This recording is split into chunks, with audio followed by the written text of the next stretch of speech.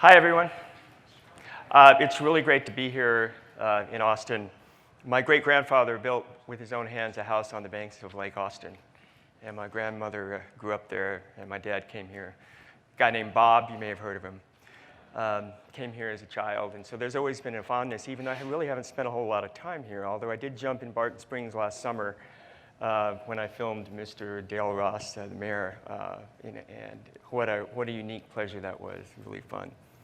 So what am I doing here? What are we doing? And why this and all that? I just thought I'd lay that out there. For me, it really began with an interesting moment. It began with my daughter. She's now in college, but when she was in high school, she made a short film. And she's somewhat ecologically minded. And this film was about a project she took on in which she decided to take food that was out in the fields, in agriculture in Marin County, where I live, and that was not suitable for market because of its appearance, but was otherwise nutritionally sound and good to eat, and was being left to lie fallow. And she went out with some students and they gleaned, and then they went and took it to the shelters in Marin County. The motivation for doing this, she set up as like, what do we do about this planet we're living in? What do we do about climate change and all that? But it began with this hysterical sort of mock horror movie about fear of the climate and fear of the future. And it was really striking because, she wouldn't let me show it here, otherwise I would have. But pretty striking comedy, right? And I thought, well, that's interesting. I mean, that's an interesting approach. And then I thought, well, yeah, who wants to think about any of this? We're all thinking about it because we're investing our time and energy in this cause. But the vast majority of people not only aren't thinking about it, but don't want to think about it. And the worse the news is around climate change, the more stubborn people are going to become, because denial is healthy. That sounds counterintuitive, but you need it sometimes, right? When you feel powerless in the face of something threatening and daunting, you feel like there's nothing you can do about it, denial makes perfect sense. But there is things we can do about this. But what's happened, the balance of things with media over the last decade is there's a pervading sense that there isn't anything we can do. And then this is a polarized political debate that has no solution, and we're all screwed. I have seen things, I've been all over the country, and I have seen firsthand, as I knew sort of from research and from sort of forehand knowledge that things were happening. I really get it now, as a lot of you do. I've talked to the Secretary of the Navy, Ray Mabus, down in San Diego about his commitment, and he's going to get there to take the Navy to 50% renewable by 2020. He's going to get there before.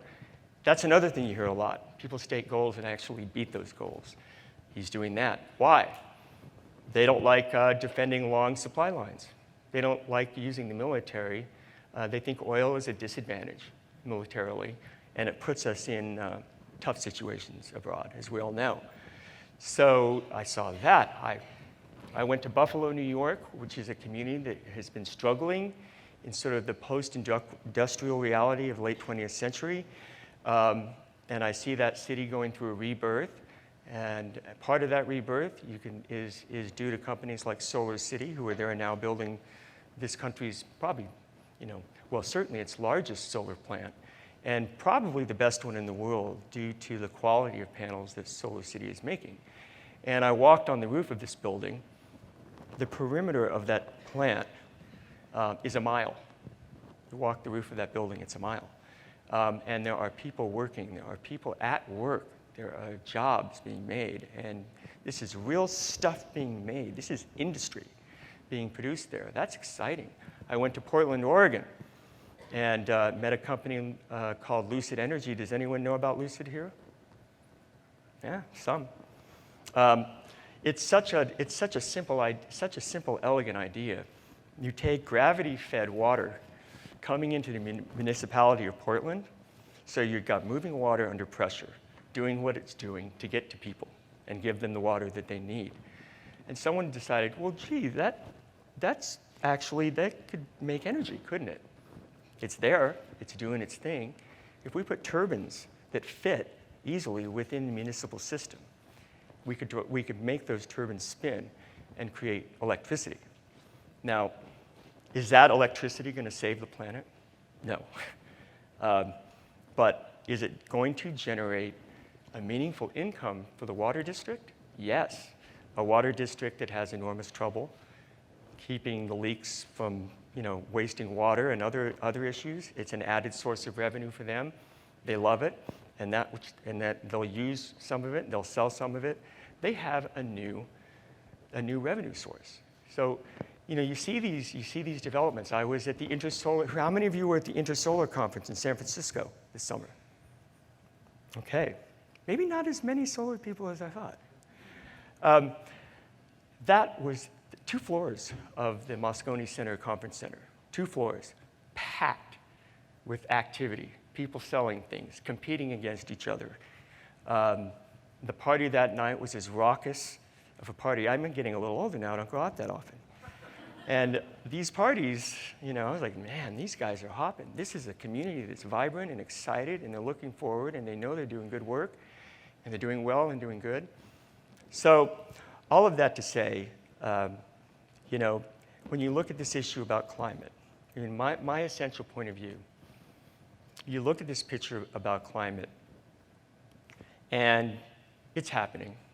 I think I, for one, believe in the science. I'm sorry about that. And you can see some of these changes happening. And yet, at the same time, the thing that can save this is happening. And my conviction, after spending a year in this landscape, is that our world is about to change in a really wonderful way. This whole thing with renewable energy, how we make, distribute, store, and use energy, is about to go through a profound change, and we're just seeing the beginnings of it right now. And like happened with television and radio, and the automobile, and later on with the internet, digital technology, all these moments where there are these pivotal changes, this is one of them. And it's going to change things for the better. The only question I have really is the relationship between that change and time. Time being the factor with climate. Because it's really not a good idea to waste time on this one. And we have it really, within ourselves to do very simple things to accelerate this. And that acceleration, and because the economics are there, this stuff is competing against oil and other sources of fossilized fuels. The prices are competitive. You have the entrepreneurial spirit. You have people out there cranking. You even have the signs of corporate America getting behind this. If you've been watching the news lately, extraordinary announcements coming out of mainstream corporate America about their commitment to go 100% renewable energy. All these things are moving. We just have to help them move a little faster. And, that's not that. It's not as hard. It's all doable. And unfortunately, we all know it takes political will. And, we have a problem right now getting a balanced dialogue going on 2 sides of the aisle. We're running out of time. And I got to get this man up here. I'm bringing up Mayor Dale Ross, Mayor of Georgetown, Texas. Come on up. How's it going? Good to see you again. Thank you for coming down. It's a privilege to be here. So to set this up, I stumbled on this story about George's plans, Georgetown's plans, to go 100% renewable. Yep. And I read about it, and I was really struck because from what I could tell, you're a small, around 60,000 residents, and very charming small Texas town, somewhat in the middle of oil country, and yet you're going to be, the first in Texas, second in the nation to go 100%. Intrigues me. So, so that's why I came down to interview you, is find out what that was all about. Because when I think about issues like, frankly, Burlington, Vermont, is anyone surprised? No. Burlington's 100% renewable. We'd be mad if they weren't. That's Burlington's job. That's who they are, But So why don't you just give me, where did this begin for you? Why did you do this? Yeah, first of all, we have a duty and obligation to the citizens that we serve. And so we had an opportunity to negotiate with the fossil fuel industry and also the wind and solar industry. The wind and solar companies allowed us to have a fixed cost pricing contract for the next 25 years with no escalators, no inflation. So what we'll pay in year 1, we'll pay in year 25. And this was less than the fossil fuel contract that was proposed to us.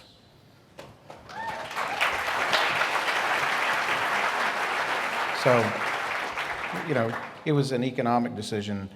When I'm not mayor, I have a CPA firm, so we analyze numbers, and this was an economic decision that's going to pay benefits to the citizens for the next 25 years.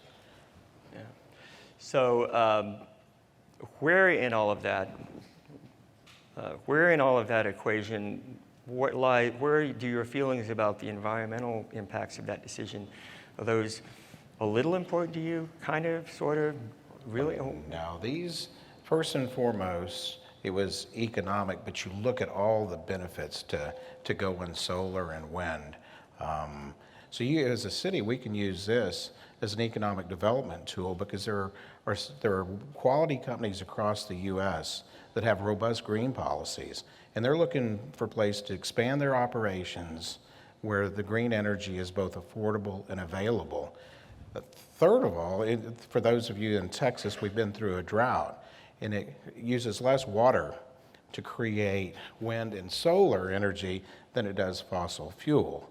And I think if you get into this, the question that I have for those people that oppose this for whatever reason, whether it's national politics or whatever, is 200 to 300 years from now, do you think that we're going to have more sun and wind in Texas or more fossil fuels? And I'm betting on the sun and I'm betting on the wind, especially in Amarillo.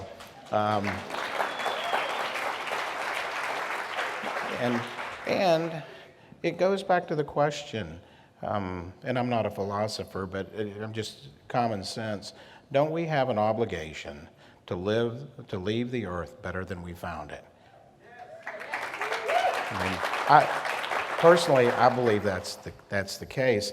I think one of the reasons that this has gotten international and national attention is because, like you were saying about Burlington, that's what you would expect out of the Northeast. But here in Texas, the reddest of red states on the national political scene, and here's this little city north of Austin, Texas, that is going to be the first city in the state of Texas to go 100% renewable. And that's going to happen on January 1st, 2017. We're working on a heck of a party for New Year's Eve 2016 down on our beautiful downtown square. In fact, we were out in Amarillo 4 or 5 weeks ago. 85 of our turbines are now online. They've been online for 2 weeks. And so you have 85 turbines from Amarillo producing electricity for the city of Georgetown. What's really amazing is in 2016, we'll be 90% renewable.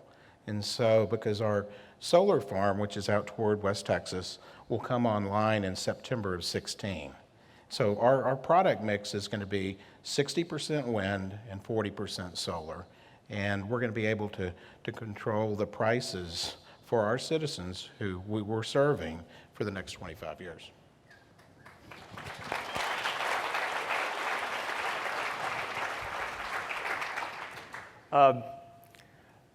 Since I really don't know I really don't know who's in this audience and what their knowledge level is, I think one of the hard things for a lot of people to wrap their heads around is how can a town be 100% renewable if the wind farms are elsewhere and the solar panels are elsewhere? And wouldn't they just have to be on the outskirts of your city limits? And wouldn't you have to be this fully contained, completely autonomous thing of off the grid?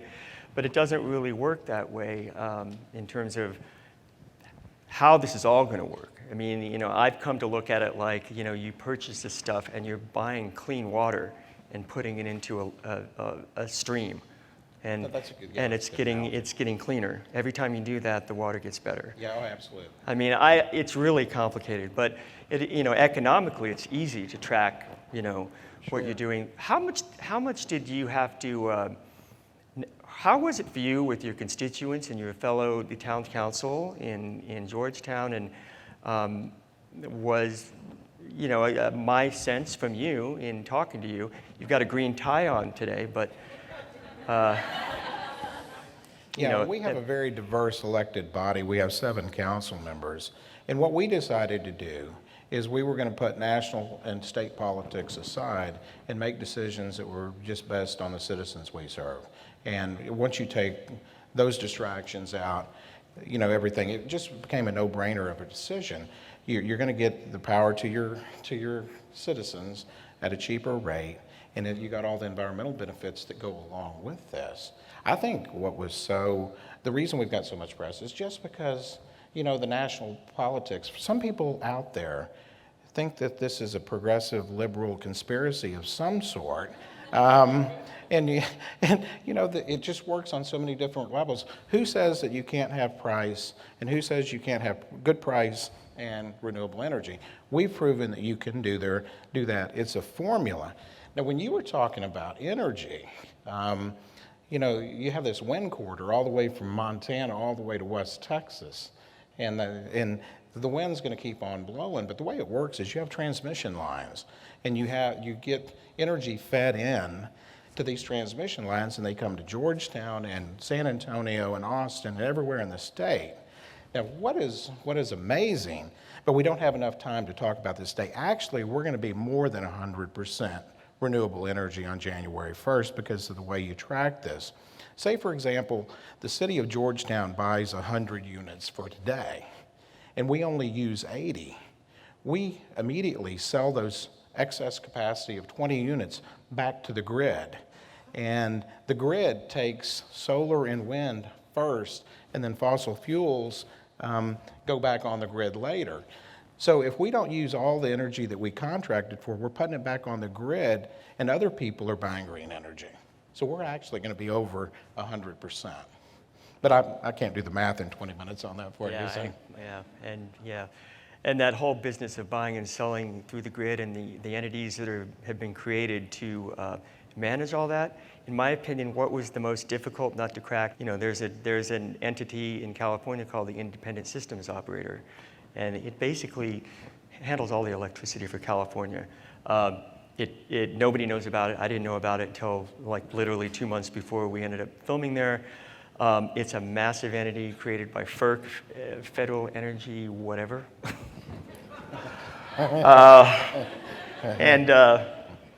It's on the outskirts of Sacramento in a suburban area, and I thought my GPS was wrong until I came around the corner and saw a building the size of the UN. And more security. They were more uptight about me being there than anyone else that I visited all throughout the year. And I went to some places that had a lot of security, like the Apple iCloud system in Oregon. So, you know, it's a really complex organization that literally runs electricity in California like an orchestra. I mean, it's live 24/7. The peaks and valleys of wind and solar are coming in real time, and they're sending this over there, and they're shutting down this over there. It's all, and I think a lot, and from their point of view, if they were here on the stage, they would say that their ability to handle the fluctuations, because solar only works in the day, and wind usually works in the night, they're getting, every week, they're getting more finessed in being able to handle the intermittency and the fluctuation. It's an important thing to remember, because the argument you'll hear a lot is, well, you know, we need something that can turn on like that. We'll never get there with intermittent sources of energy. And if you talk to the people that are operating the grid, a lot of them will tell you otherwise. So, but another question I had for you, you are creating a very powerful message, because in a way, without meaning to, you're just doing right for your citizens. But in a way, what you're doing is you're putting a little bit of egg in the face of the Tea Party. Yeah. You know, we tried to get all the national politics out of this, but there's a certain number of folks on the national political scene that are just anti everything, and I know they are, and I don't understand why this is such a, it was a no-brainer choice for us because it worked on 3 or 4 different levels. And, pricing for our customers and economic development opportunities, saves on water. Plus, if everybody would just look at it, maybe from a business perspective, I mean, the decision comes to you, it's an obvious decision the way you want to go. But I think the national politics go into the equation, then things go wacky. And I do believe that if everybody would do like we did, put aside national partisan politics, focus on what's best for the citizens they serve, then I think the U.S. would be a better place to live. Amen.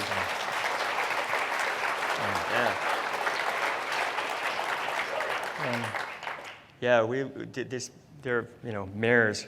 That's been our. It's funny. It's great to hear you say that because at our gathering last spring, when we were talking about the right stakeholders to get to sort of work with the message and maybe spread the movie around with their message, mayors came up constantly for this very reason. So it's really interesting to hear you say that. What, as you see this, what is your takeaway? What kind of advice? There had to be a lot of stumbling blocks, learning curves, and when you think about trying to give a message to other communities, other municipalities that might be in a position to do something like this, what would you say, particularly your takeaway in terms of communities that might not be politically inclined because of how this has all gotten dumped on the liberal side? Yeah, I think what you have to do is you have to plan out 25 years or more. And I think especially with solar, as the technology gets better, probably the pricing will decrease. Also, we have, very blessed in West Texas, we have just an abundance of wind. Also have an abundance of, our radiant factor out in West Texas is just off the charts. But I think I don't think that when you're doing your planning, you should do it in 1 or 2 or 3 year increments. I think you need to look at it in the long run. And, the arguments that people make to me is, well, natural gas prices are cheaper today. But, you have to look at it for the long run. And I do believe that the cost of renewable energy will drop as we go down this timeline. I mean, the technology will get better. It'll be more competitive. I mean, if it wasn't profitable for the producers, they wouldn't be building turbines and solar farms, okay? And I think it was in the piece that we heard, whatever the reason is, big time companies, maybe it's the bottom line. But at the end of the day, you get to the end result that you want, which you have a cleaner environment and you have renewable energy that's going to be sustainable for I don't know. I mean, are we ever going to run out of that sunshine? Are we ever going to run out of wind in West Texas? I can't go out that far. Yeah, I understand. Yeah. The only reason I did it was 25 years. I'm 56, so I figured 80 would probably be the number for me to go. And so I'm good until I'm 81. So, this isn't all you do as mayor. You do a lot of things, and I know you're a great representative of your community, and you've got initiatives to grow and bring businesses to your community and continue to bring up Georgetown. What, if at all, how does this, you're seeing with corporate America right now, someone's finally figured out that people care about what you're doing if you're walking the walk, and the corporate America has clearly come around. They're doing a lot of great things, but I think equally as powerful is just the messaging they're giving lately by making statements about going 100% renewable. As I think most people know in the last month, some of our largest corporations have committed to going 100% renewable. So that, to me, I mean, not to be cynical about it, but that's clearly something they're saying economically and also for their customers, to make their customers happy, because that's a value that I think corporate America has now decided is important for their business and their customers. So when you think, I know you've got some initiatives to trying to bring in new business and things like that, is it too early for you to be messaging that you're going to be a 100% renewable city? Do you think that's going to attract things, or do you think it's too early? I'm just curious. It can be never too early to promote the great city of Georgetown. That's every day from when I wake up. But I'll tell you what's really interesting, though, is there was a South American TV crew that came to Georgetown about 6 weeks ago, and they came to do they did an interview on green energy. And so once we got through with the interview, I said, well, how many people in South America are going to see this interview on green energy? She said 80 million. It's because it's all over South America. And I said, no, you mean 80,000? She goes, no, 80 million. It's going to be all over the country. And when I had an op-ed piece in Time Magazine earlier in the year talking about the decision and our future. No, to answer your question, no. We are beating the green drum right now, and I can't wait till January 1st, 2017. It's going to be a very, very special day. I tell you what, other communities can do this as well. You have to have transmission lines, which we have. The state of Texas built those throughout the state, and you have to have sun. Well, we have that, and you have to have wind, and we have that. So other cities and other electric companies can choose this. I think during my lifetime, probably renewable energy will be the majority of the power, especially in Texas and those states. And also, regulation is real important. There may be regulation in the future that would allow energy that is produced in Texas, say from wind and solar, to go across state lines and be sold into other states. And so I think that would be a pretty big breakthrough if that happened. Because then, you could transmit our energy, which is wind and solar, to other states besides Texas. Because Texas has a tremendous amount of windmills. It was unbelievable when we went to Amarillo. You drive down Interstate 40 for 25 miles and it's nothing but windmills. I call them windmills, they're turbines obviously, but that was pretty amazing. That's the first time I saw that. Yeah, that's great. Well, I think we have 7 or 8 minutes left, and I think we have the opportunity to answer some questions apparently. I don't know how they're going to come our way, but or we can just continue. Oh, here they are, okay. Oh, okay.